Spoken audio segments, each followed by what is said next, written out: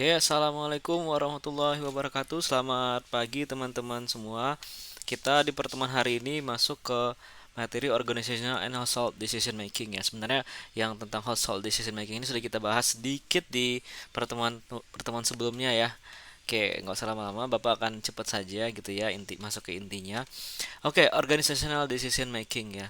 Nah, teman-teman kan sering tuh lihat tuh apa ngelihat ya apa mengetahui ya B2B, B2C gitu ya. Nah, organizational decision ini, nah itu termasuk ke dalam B2B ya. Nah, kalau jelaskan organizational buyers adalah orang-orang yang membeli barang atau jasa gitu ya.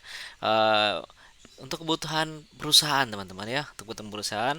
Nah, biasanya di dalam proses manufacturing, distribusi atau dijual kembali gitu ya, dijual kembali.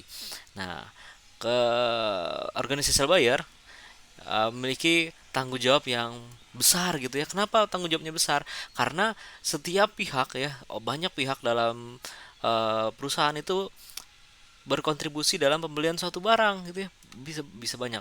Misalnya yang usernya kebutuhan yang untuk misalnya produksi nih barangnya butuh bahan baku dong. Nah, bahan baku tuh user minta ke bagian purchaser gitu ya. Nah, dari purchaser itu cari vendornya gitu kan. Nah, kemudian ACC dulu si manajer biasanya kan. Nah, cek dulu yang keuangan, ACC dulu bagian keuangan. Oke, baru dibeli gitu kan. Nah, dibeli terus masuk barang dari distributor ke kita melalui gudang gitu ya, bagian warehouse kita. Nah, jadi kan banyak pihak yang terlibat dalam itu. Nah, nggak bisa kayak kita B2C yang mau beli apapun ya tinggal beli aja asal ada uangnya kan. Nah, gitu nggak. Kemudian organisasi buyer perception jadi kita harus ada tiga eh, yang aktor yang menentukan benar ya. Nah, dipengaruhi oleh faktor bukan aktor ya. Faktor yang menentukan. Pertama tuh expectation of the suppliers ya. Nah, harapan kita dari supplier tersebut. Nah, siapa yang misalnya kita membeli barang apa ya bahan baku gitu ya. Nah, ada standar kualitasnya gitu kan. Nah, kemudian iklim organisasi kita. Nah, makin ribet gitu ya, makin konvensional, makin panjang prosesnya untuk membeli itu kan perlu dirapatin dulu, wah ribet juga kan.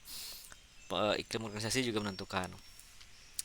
Nah, the buyer assessment of his own performance ya. Jadi pengukuran eh, penilaian buyer nah, terhadap kinerjanya. Nah, jadi eh, kita gitu ya, kita sebagai perusahaan gitu kan memilih si supplier kita ya itu berdasarkan pengalaman sebelumnya gitu kan, pengalaman sebelumnya bagus gitu ya atau dia rekam jejak perusahaannya itu bagus gitu ya eh, terpercaya. Nah, itu bisa kita jadikan supplier kita. Nah, seperti itu. Nah, perbedaan antara organizational decision making and consumer decision making. Pertama, purchase decision itu keputusan pembeliannya dibuat oleh perusahaan ya. Nah, yang seringkali dipengaruhi oleh banyak orang, teman-teman ya, banyak orang, bukan satu orang aja. Organizational and industrial produk industri dan organisasi, nah seringkali dibeli menyesuaikan dengan apa ya, precise ya, presisi ya. Ini gini, kita itu misalnya di kampus nih, kita mau pengadaan meja dan kursi tuh di kelas kita kan, wah meja kursinya udah berantakan lah gitu ya, udah agak kurang bagus lah gitu kan, kita butuh meja dan kursi. Nah, meja dan kursi itu nggak bisa langsung kita beli gitu ya. Misalnya jurusan nih, ngajuin ke jurusan, nggak bisa langsung beli. Nah, jurusan pun pasti ada pengajuan ke pihak polbannya, ke kampus kita kan. Nah, terus spesifikasinya harus jelas juga. Nah, misalnya kursinya bahan duduknya apa, kayu atau apa atau plastik atau seperti apa gitu kan. Tingginya berapa. Nah, terus fitur lainnya misalnya bisa gantung tas gitu kan mejanya, atau seperti apa mejanya, nggak ada ya, nggak ada lacinya misal gitu ya, karena di lacinya sering disimpan makanan gitu kan kotor. Nah misal seperti itu, nggak ada lacinya, atau tinggi mejanya berapa. Jadi uh, s- sangat detail biasanya ya kalau B2B ya, keputusan belinya kan sangat detail. Produknya pun juga biasanya kan detail seperti apa. Nggak kita beli meja ya nyaman tuh langsung beli aja kan, B2C beda ya. Nah seperti itu. Impulse buying itu jarang banget ya, karena kenapa? Karena impulse buying itu kan membeli dengan apa ya, impuls tuh eh dadakan lah, seperti itu kan, dadakan. Misalnya kita lihat di live streaming, wah bagus nih kayaknya produknya, kita beli. Nah kan itu impulse buying ya. Nah kalau di perusahaan nggak bisa impulse buying ya, ada keputusan dulu, pertimbangan dulu sebelum pembelian produk ya. Keputusan tuh sering berisiko. Berisiko di sini gimana maksudnya? Karena kan eh, ke- yang dibeli itu bukan jumlah yang sedikit gitu ya, bisa banyak pembelian, jumlah pembeliannya. Kadang berisiko. Risiko apa? Risiko barang yang terkirim itu tidak sepenuhnya bagus. Kemudian risiko eh, kerusakan barang sewaktu penyimpanan gitu kan, disimpan ke warehouse kita. Nah kemudian eh, ada potensi kerusakan seperti itu kan risiko. Karena B2B marketing seringkali itu ya, hmm, seringkali di sini bersifatnya itu personal selling teman-teman ya. Sifatnya sering personal selling, dan dibandingkan dipengaruhi oleh iklan gitu ya, dipengaruhi oleh iklan, tapi lebih sering dipengaruhi oleh personal selling. Nah si supplier itu biasanya langsung menghubungi perusahaan. Nah, nggak mengiklan, dia kan hubungi perusahaan, kebutuhan apa yang ada di perusahaan saat itu gitu kan. Nah nggak langsung, nggak perlu iklan-iklan yang besar gitu ya.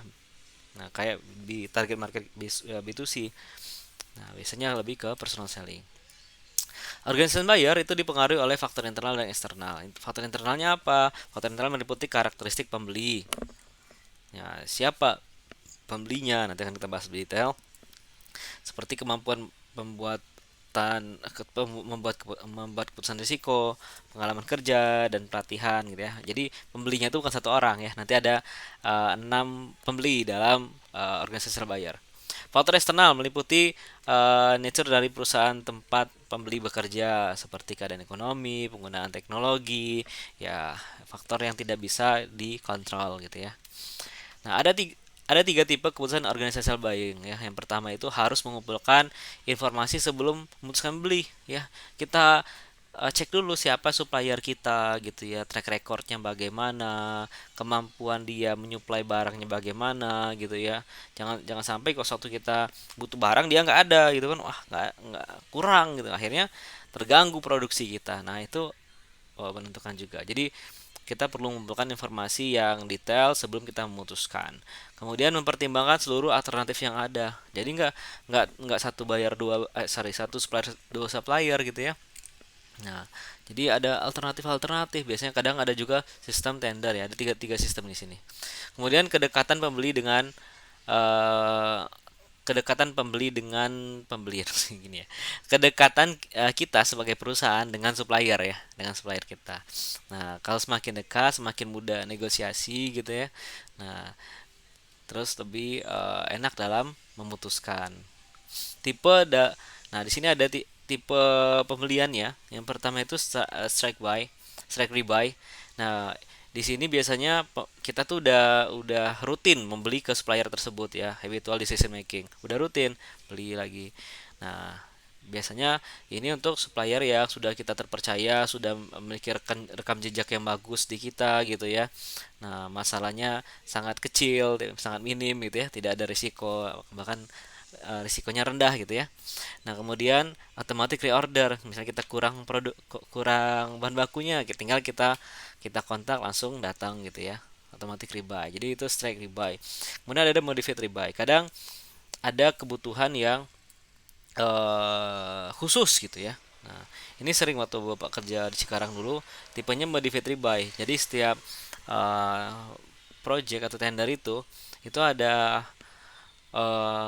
kebutuhan khusus lah gitu ya, nggak rutin seperti itu, akan ada perubahan-perubahan gitu. Nah, setiap perubahan itu kita selalu kontak si suppliernya. Bisa nggak kayak gini? Nah, kalau dia bilang bisa, bisa, ya sudah, akhirnya oke gitu ya. Itu kan modified ya. Tiap tiap tender itu berbeda kebutuhannya, sehingga perlu ada problem solvingnya ya, antara kita sebagai pembeli dari perusahaan gitu ya, dan supplier.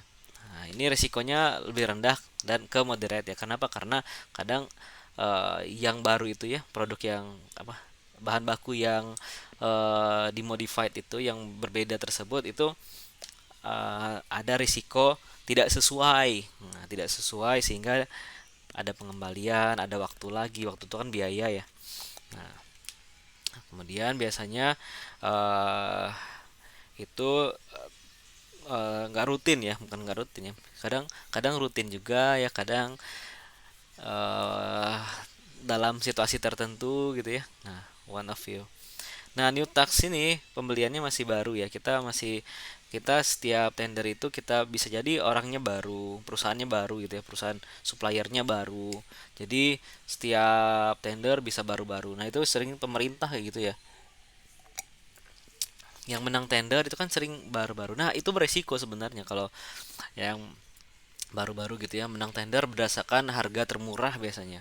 Nah, sehingga kualitas dari barang yang dihasilkan itu jelek gitu. Nah, ya kan, jelek bahan yang dihasilkan karena apa? Karena murah dan baru gitu ya. Nah, dia demi dapat tender ya, menurunkan harga sehingga kualitasnya menurun juga. Nah, itu resikonya tinggi ya.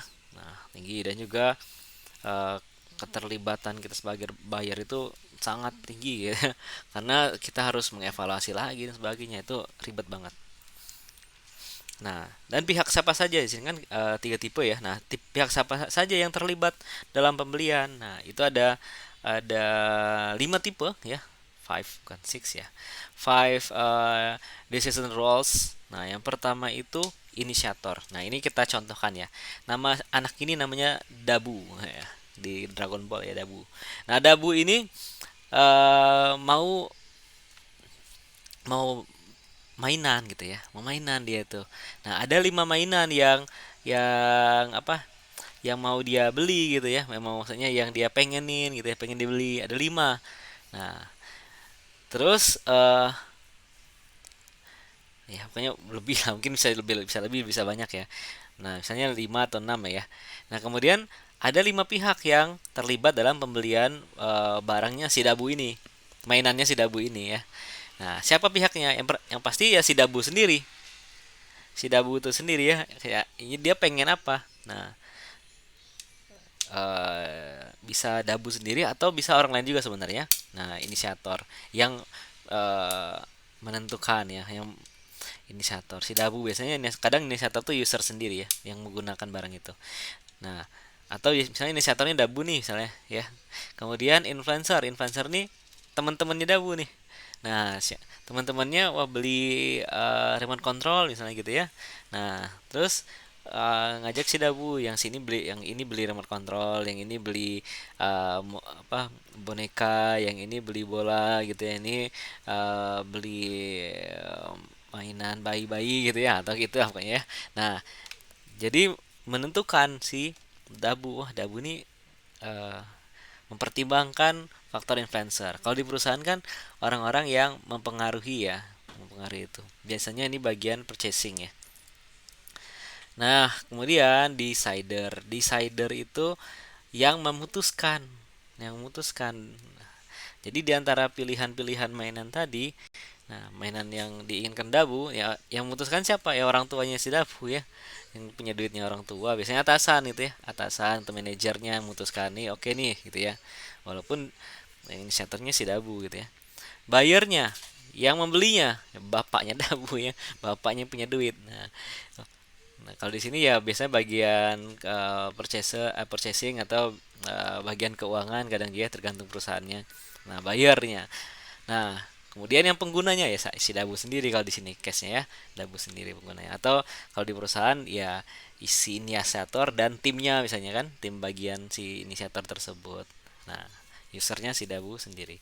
Nah, kurang lebih seperti itu, ada 5 pihak dalam eh, menentukan pembelian ya di organisasi. Nah, kemudian ada household decision making approach, household decision making ya. Nah, keputusan pembelian rumah tangga ya. Ini Bapak ini kenapa Pak? Melotot, jangan melotot Pak, ngeri liatnya Pak. Oke, kita lanjut.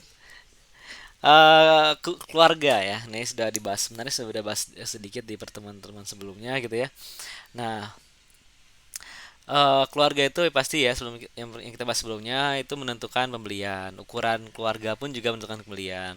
Yang keluarganya cuman satu keluarga itu cuman ada suami istri aja, dan yang ada anak satu, anak empat, anak lima, itu kan kebutuhannya beda.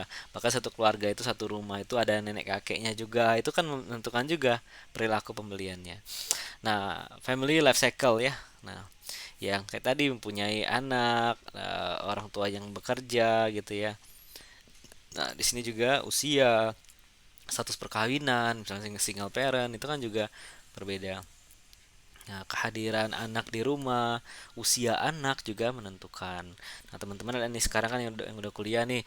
Nah, dulu waktu masih kecil, nah sekarang yang udah saudara-saudaranya udah gede-gede, udah kuliah gitu kan, pasti kan beda ya. Beda situasinya. Nah, keluarga membuat dua jenis keputusan ya, dua jenis dasar keputusan. Yang pertama itu consensual purchase decision ya. Nah, consensual purchase decision ini, nah, anggota keluarga itu menyepakati pembelian yang diinginkan, tapi mereka tidak setuju hanya dalam hal bagaimana mereka akan membuat itu terjadi. Nah, dalam hal ini keluarga kemungkinan besar akan terlibat dalam pemecahan masalah. Jadi, misalnya kita beli suatu produk nih, nah itu nggak bisa satu orang aja, misalnya ibunya aja yang memutuskan.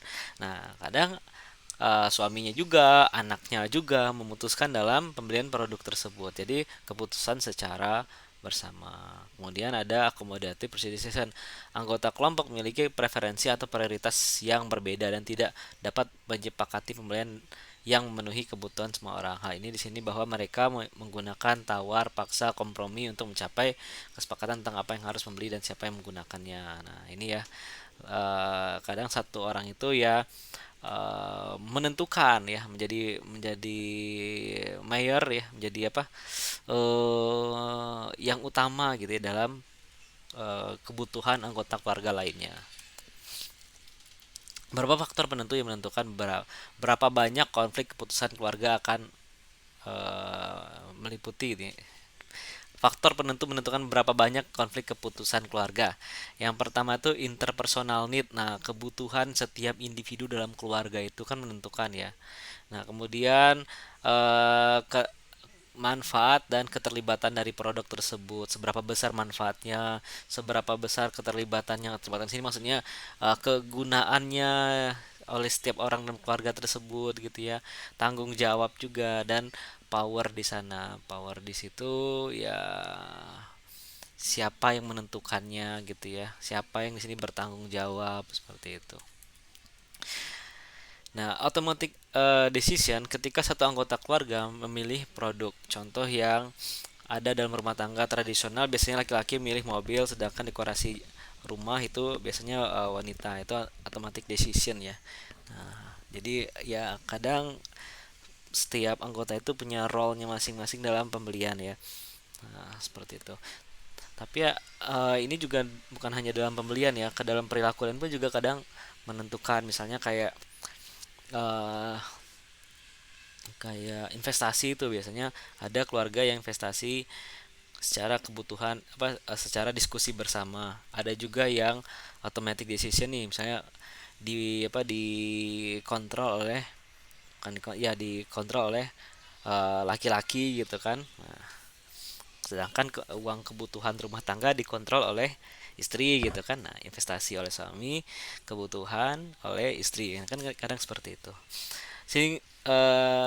syncretic decision, sama seperti milih tujuan liburan yang dibuat bersama. Ini keputusan yang dibuat secara bersama-sama. Misalnya mau liburan nih, kan nggak mungkin satu orang aja yang apa ya, yang dominan, wah kesini aja gitu ya. Tapi pasangannya apa ya, suaminya atau istrinya itu nggak setuju. Misalnya, oh ada, kita mau liburan kemana nih, mau liburan ke Italia deh tahun ini gitu ya. Nah, fokus ke Italia, nggak usah keliling Eropa, ribet banget ini ya, capek, ya udah Italia aja kita.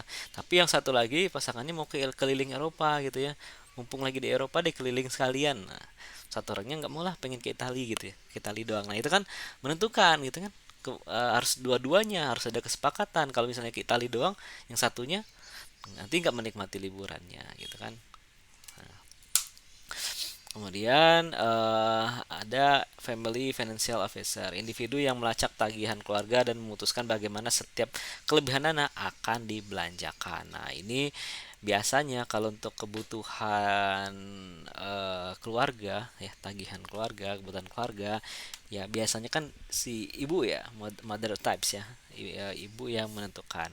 Nah, kadang, tapi beda juga, kadang nggak juga seperti itu ya. Tapi biasanya kebanyakan umumnya ibu ya, suaminya ngasih belanja ke istri gitu ya, istri yang menentukan ke tagihan keluarga. Nah gitu. Tapi kalau bapak sendiri nggak juga ya, bapak tuh ya kadang beberapa tagihan tuh apa bayar langsung ya, nggak langsung istri ada juga dikasih gitu ya. Wah, maksudnya pasti ya dikasih kan di setiap tiap bulan, tapi beberapa tagihan misalnya kayak service charge apartemen, biaya parkir, bayar listrik, itu langsung bapak bayar aja ya. Kayak biaya internet kan langsung ditransfer ya. Nah jadi langsung bayar, jadi si istri nggak usah pusing-pusing gitu ya untuk bayar tagihan-tagihan yang seperti itu ya. Nah jadi ya saling melengkapi lah seperti itu. Asik banget nggak? Kemudian Leo si mother types. Nah ada June Clever, wanita yang mempertahankan peran rumah tangga tradisional ya. Nah, ya tradisional seperti ini ya Pak, yang wanita ya, urusannya urusan rumah tangga kan seperti itu ada. Kemudian untuk avoir, wanita yang bekerja tapi tidak senang dengan hal itu. Nah, dia kerja sih tapi dia tidak menikmati. Ada strong soldiers, wanita yang berpendapatan rendah tapi kuat dan optimis. Nah, dia sambil kerja sambil ngurusin rumah tangga, tapi penghasilan yang didapatkan itu masih rendah. Ada juga mother of invention, wanita yang menikmati menjadi seorang ibu dan juga bekerja di luar rumah. Dia di rumah oke juga, di luar rumah senang juga gitu kan. Nah, jadi eh, itu mother of invention. Nah, kita lihat nih wanita ya, ibu orang tua kita. Nah, termasuk mana itu? Nah, kadang tiap tipe wanita ini itu berbeda perilaku pembeliannya. Misalnya kayak orang nih, mother invention nih, dia kerja 5 hari seminggu ya. Nah, pergi pagi, pulang sore itu misalnya. Nah, pergi pagi, pulang sore. Pasti waktu untuk masak gitu ya. Nah, untuk ngurusin hal rumah, nyuci baju itu kan nggak dia sendiri kan. Biasanya ada ART-nya yang ngebantuin gitu kan, masak, yang bantu nyuci pakaian. Tapi kalaupun nggak ada RT, biasanya orang seperti itu, wanita seperti itu mungkin ya masak, ya udah nggak usah masak nih, kadang beli makanan di luar gitu kan, sebelum pulang kerja beli dulu makanan untuk makan malam keluarganya gitu kan. Nah ada juga yang ya, kalau kalau pakaian itu kan ke laundry biasanya kan, karena nggak sempat lagi untuk ya untuk ngurus-ngurus hal sepele seperti itu, karena dia termasuk wanita karir bisa seperti itu kan. Nah beda pembeliannya, perilakunya pun beda dengan yang June Clever. Nah, dia ngurusin rumah tangga, masak sebagainya gitu kan, fokus ke rumah. Nah, dalam pendidikan anak pun juga akan berbeda gitu kan. Badan Vincent tidak terlibat banyak dalam pendidikan anak, tapi dia mungkin akan memilih pendidikan mana sih gitu ya, yang bisa, lembaga pendidikan mana sih yang bisa mendidik anaknya dengan baik secara sikap dan perilaku gitu ya, secara pengetahuan juga. Nah, di sini akan terlihat perbedaan perilaku dan pembeliannya. Nah, dari jenis wanita ini, jenis ibu-ibu ini ya, ibu-ibu. Oke, 4 faktor untuk menentukan sejauh mana satu atau kedua pasangan memutuskan apa yang harus dibeli bersama. Ada sexual stereotypes. Laki-laki lebih sering membuat keputusan dibanding wanita. Ya, kadang seperti itu ya. Banyak kayaknya bapak tuh termasuk di nomor satu deh gitu ya. Nggak tahu nih, bukannya karena apa ya? Kayak misalnya ya kebutuhan rumah tangga ya istri lah ya. Nah, kayak beli properti, keputusan investasi, membeli kendaraan, dekorasi rumah itu bapak bapak mayoritas bapak gitu ya. Nah, itu ada yang kayak gitu. Ada juga yang keluarga istrinya yang dominan. Misalnya istrinya pengen beli mobil, nah itu kesukaan istrinya gitu ya. Dekorasi rumah pink semua, pusing liatnya. Pink semua gitu kan, istrinya suka warna pink gitu ternyata. Nah, terus sebagainya semuanya istri. Nah, itu beda lagi kan. Nah, pasangan yang memberi kontribusi sumber daya yang kedua, spousal resource, pasangan yang memberikan kontribusi sumber daya lebih banyak memiliki pengaruh lebih besar.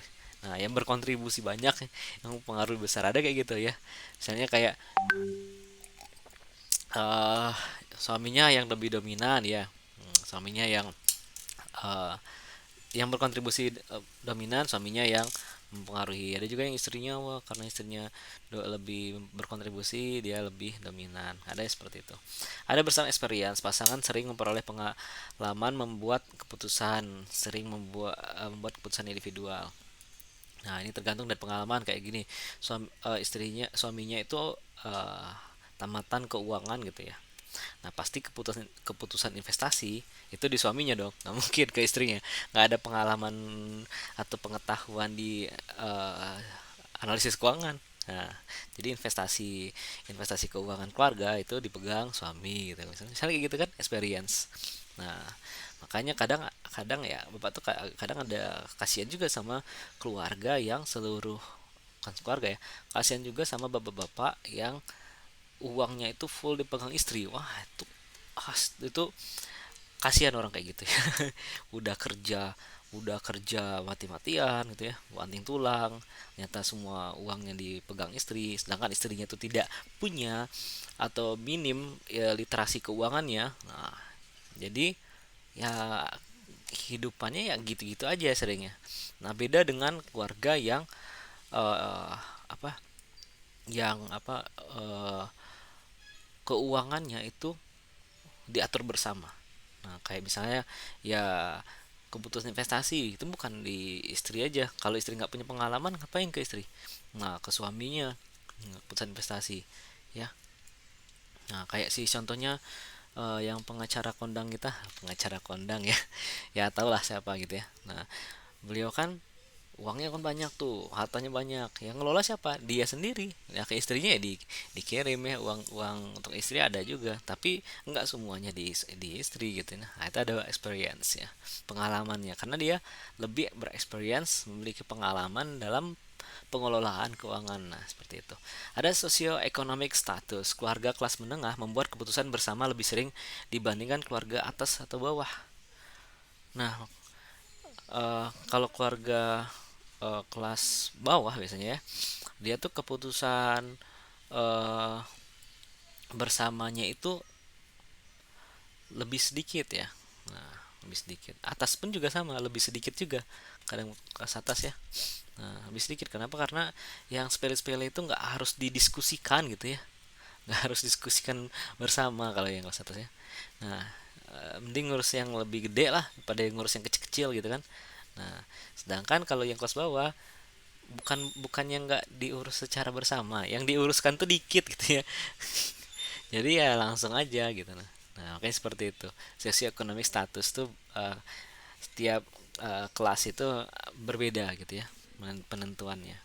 Nah, kin nervous system, mereka mempertahankan ikatan anggota keluarga baik secara langsung atau dan diperpanjang. Wanita lebih mungkin untuk mengkoordinasi kunjungan antara kerabat, tapi berhubungan dengan anggota keluarga, memberikan ucap kartu, mengatur kegiatan sosial.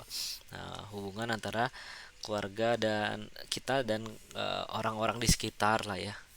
Nah, kebetulan kalau bapak sendiri ya, kita tuh sama berdua tuh sama-sama apa ya? Sama-sama orang yang mager kalau ketemu orang orang itu makanya ya, kayak ngumpul keluarga itu males sih rasanya. Nggak, tapi nggak tahu kan ya, bukan males tuh kayak gini, kalau lebaran seneng ya, kalau lebaran ya kayak gitu situasi tertentu, tapi kadang ya bersosialisasi itu agak kurang kurang kurang seneng gitu ya. Nah makanya kita nggak pilih tinggal di komplek perumahan atau perumahan ya, rumah-rumah yang banyak tetangganya, itu malas kita. Malas sosialisasi kayak gitu, jadi makanya kita memilih tinggal di apartemen gitu kan. Nah itu menentukan juga networknya kan, itu kan yang orang di sekitar keluarga juga gitu, bikin network system. Nah ada juga heuristic to in joint decision making. Ada sigmatic ideal, suami dan istri memiliki pandangan yang sama dan bertindak sebagai pembuat keputusan bersama. Nah, ini seperti yang tadi ya, membuat keputusannya bersama. Ini seperti yang kayak kalau kita lihat nih Romeo and Juliet ya, yang di film, yang lagi rame ya, Spider-Man. Nah, itu kan ya ini contohnya ibaratnya keputusan bersama lah ya. Nah, apapun itu role dari latar belakang dari suami istri ya, mereka membuat keputusan bersama. Nah, kita fokus ketiga ke anak ya, children as decision makers. Nah, kadang anak itu menentukan pembelian ya, gitu ya. Anak menghabiskan, ada primary market, anak itu menghabiskan banyak pada keinginan mereka sendiri dan kebutuhan yang meliputi mainan, pakaian, film, permainan gitu ya. Nah, pasti ya mainan. Kadang anak tuh menentukan sendiri, kayak bapak sendiri, anaknya wah udah dibeliin dia nggak suka gitu ya, dia suka pilihan dia sendiri gitu ya, ya udah biarin aja gitu ya. Nah makanya keputusan pembelian mainan itu ya bersama gitu kan, bukan bersama ya, dia nentukan bapak yang beli. Kayak tadi udah disebutkan ya, si Dabu tadi. Nah pakaian termasuk juga pakaian anak, Pak mau yang Spider-Man ya udah beli Spider-Man, Pak mau yang Batman gitu ya, mau yang Iron Man ya udah. Jadi keputusan di anak walaupun dia masih 3 tahun gitu kan, udah disuruh untuk menentukan keputusan gitu ya. Nah, bukan kita pilih ya, tapi kalau untuk makanan dan sebagainya yang penting-penting kayak gitu, itu kita yang milih. Tapi kalau untuk yang apa, kayak kebutuhan dia sendiri gitu ya, kayak baju mainan, ya pakaian tadi, nah itu dia sendiri menentukan. Film juga nih, film dia sendiri menentukan. Permainan juga.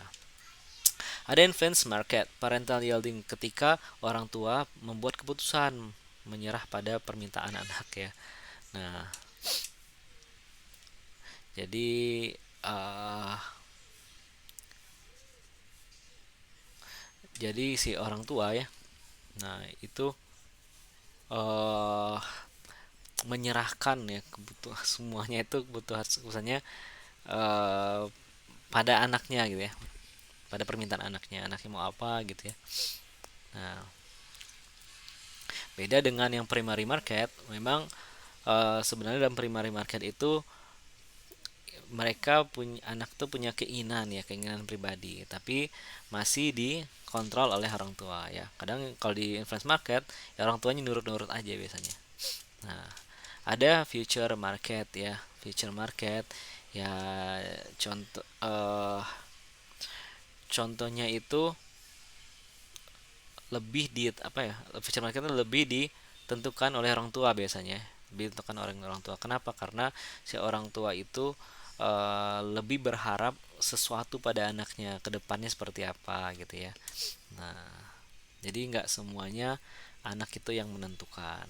Nah, ya kayak kita dulu lah mungkin ya, waktu kayak bapak dulu waktu masih kecil kan, semuanya ditentukan, kita beli baju semuanya, mainan dibelikan, baju ya dibelikan, nggak milih-milih sendiri juga gitu ya.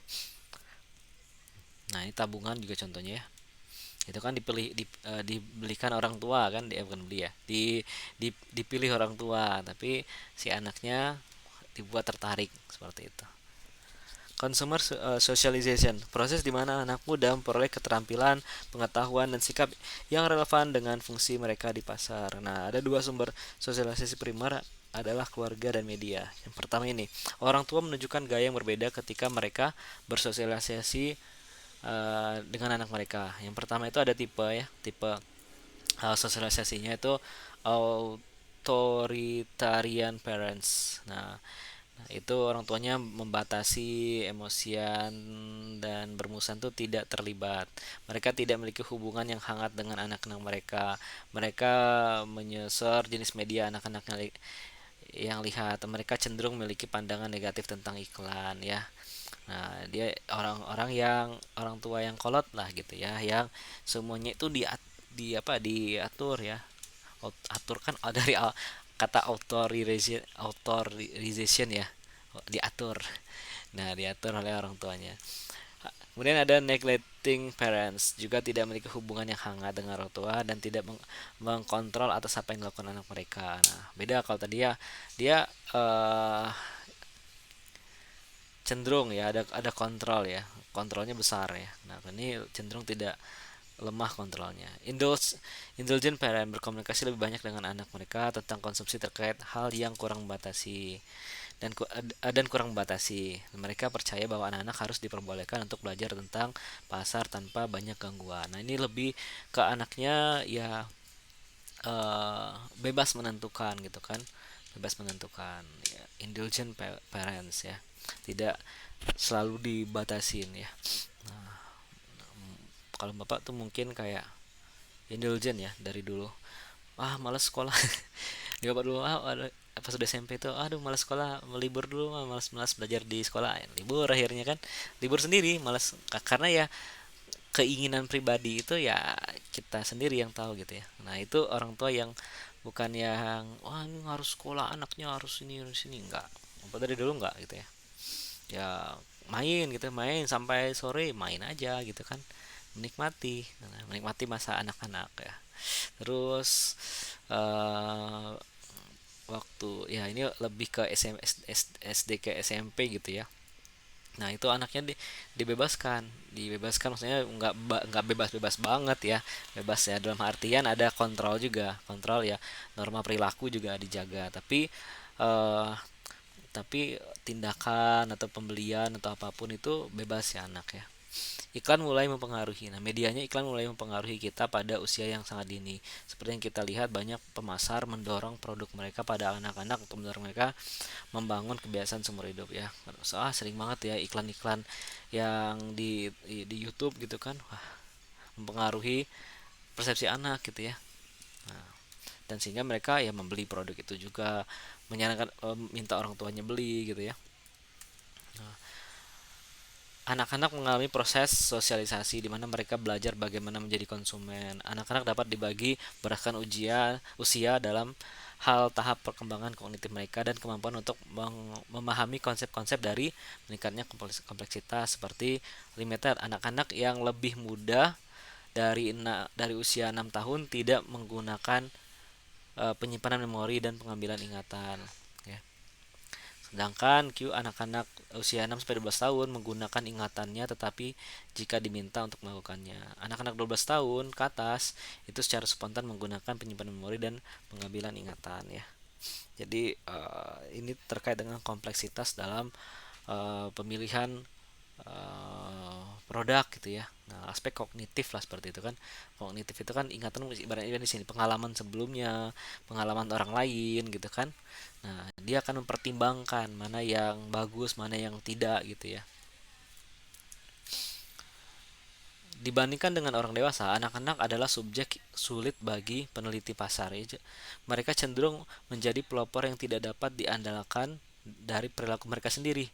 Ya, karena pembeliannya itu tidak bisa diprediksi. Mereka memiliki ingatan yang buruk ya, karena ya belum berkembang ya, kan masih anak-anak ya. Dan mereka sering tidak memahami pertanyaan abstrak. Nah, ya karena masih anak-anak yang namanya juga ya, buat keputusan beliannya ya, ya kadang spontan gitu ya, kadang ya dipengaruhi oleh teman-temannya gitu kan. Nah, kadang pas lihat video di TikTok, wah langsung pengen beli aja gitu ya. Produk texting, jenis penelitian yang anak-anak dapat sangat membantu adalah pengujian produk. Nah, ini terkait dengan market research ya. Pengujian produk nih, anak-anak dieksperimenkan. Eksperimen itu bukannya jadi kelinci percobaan ya. Ada beberapa produk, misalnya produk mainan nih A B C D gitu ya. Nah, dibuat bentuk warnanya sama, tapi bentuknya beda. Nah, jadi mungkin dari bentuk mana anak-anak yang suka gitu ya, atau dibuat bentuknya sama warnanya beda. Nah, apakah dia akan memilih berdasarkan warna gitu kan? Nah, itu juga menentukan. Anak muda memberikan perspektif yang berharga tentang apa produk akan berhasil dengan anak-anak lain ya. Jadi faktor influence yang di apa ya influence yang ditentukan oleh orang lain ya. Nah, ada message comprehension karena anak-anak berbeda dalam kemampuan mereka untuk merespon informasi produk terkait.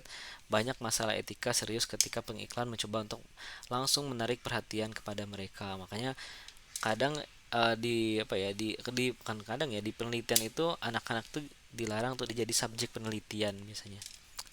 Nah, makanya itu eh, jarang penelitian tuh mengambil subjeknya anak-anak ya.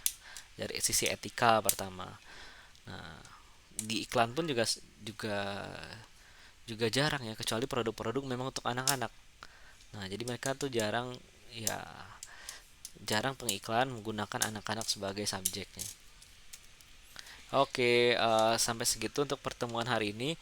Silakan jika teman-teman ada yang ingin ditanyakan nanti via WhatsApp aja boleh ya. Kita lanjut di pertemuan pertemuan selanjutnya ya. Insya Allah Bapak akan kirimkan videonya di hari besok ya. Oke, terima kasih. Assalamualaikum warahmatullahi wabarakatuh.